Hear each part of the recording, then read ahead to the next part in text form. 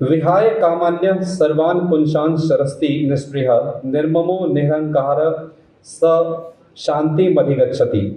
That true peace doesn't come from acquiring things.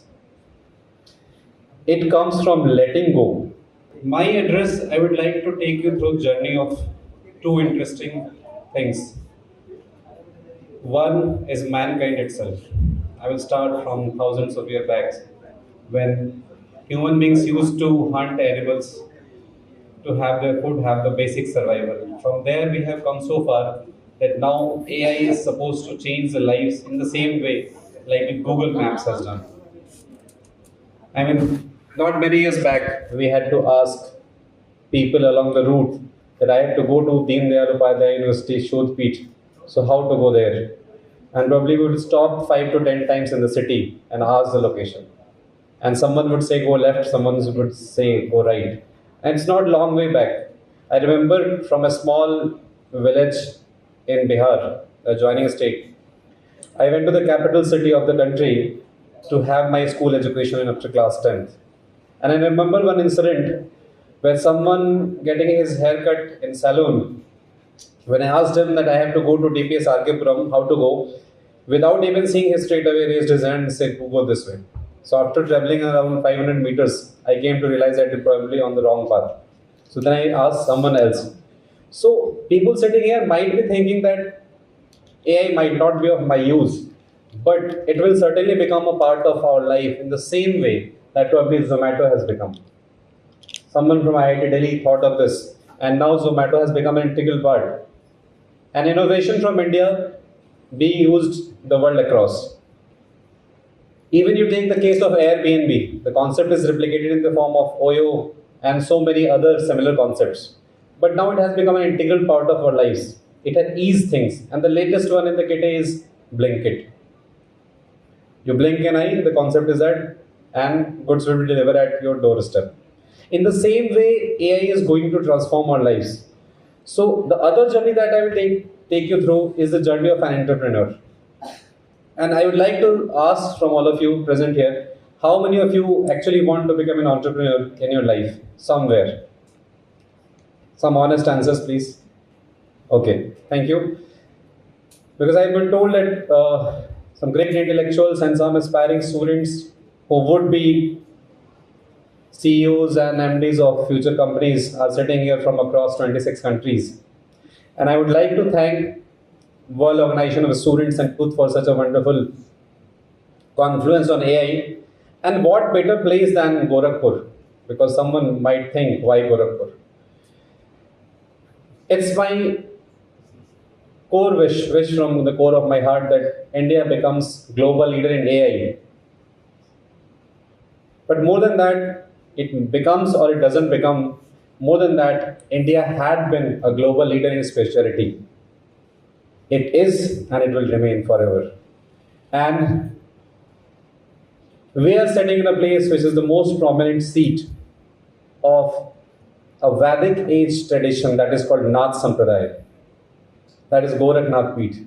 And that is where the name Gorakhpur has come. So no better place than this place, because in the age of AI, what I am going to take you through is the journey of an entrepreneur. And what is the message from a country which is global leader in spirituality? So many parts of Bhagavad Gita had been replicated by many philosophers over the ages.